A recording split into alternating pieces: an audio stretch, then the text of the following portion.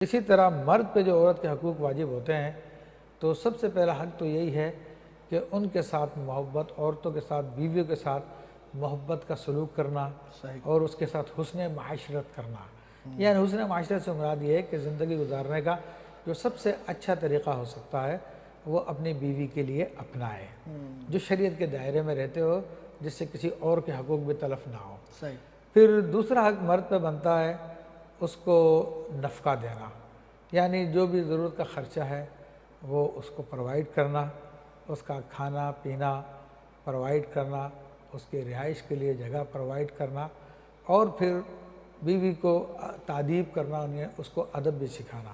کہ اگر تعلیم نہیں ہے تو پھر اس کو دینی تعلیم بھی دے تاکہ وہ ان حقوق کو سیکھ سکے۔ تو یہ چند ایک باتیں ہیں جو موٹی موٹی باتیں، ان کے ضمن میں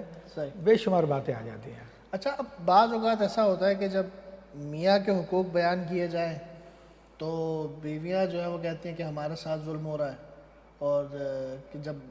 عورت کے حقوق بیان کیے جائیں تو مرد کہتا ہے ہمارے ساتھ ظلم ہو رہا ہے۔ تو یہ ظلم لگ کیوں رہا ہے ان کو؟ دیکھیں، اصل میں یہ اکثر کا رویہ نہیں ہے، بلکہ یہ ان لوگوں کا رویہ ہے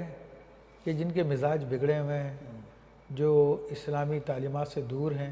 اپنے آپ کو مسلمان کہتے ہیں، مسلمان گھرانے میں پیدا ہوئے ہیں، نماز بھی پڑھتے ہوئے نظر آ جائیں گے بعض اوقات، لیکن ان کے دلوں میں ابھی اسلام کی تعلیمات نہیں آئی، تو ان کی طرف سے یہ اعتراض اٹھائے جاتے ہیں۔ ورنہ الحمدللہ جو دین کی تعلیمات پہ عمل کرنے والے ہوتے ہیں تو وہ لبیک کہتے ہیں، چاہے مرد ہو وہ کہتا ہے شریعت کا حکم ہے لبیک، خاتون ہو وہ کہتی ہیں کہ لبیک، جو اللہ رسول کا حکم ہے۔ تو جن کے مزاج بگڑ چکے ہیں، جو دنیا کی محبت میں کھو چکے ہیں اور جو غیر مسلم فلسفے سے متاثر ہو چکے ہیں، تو ان لوگوں کے یہ خیالات ہوتے ہیں عام طور پہ۔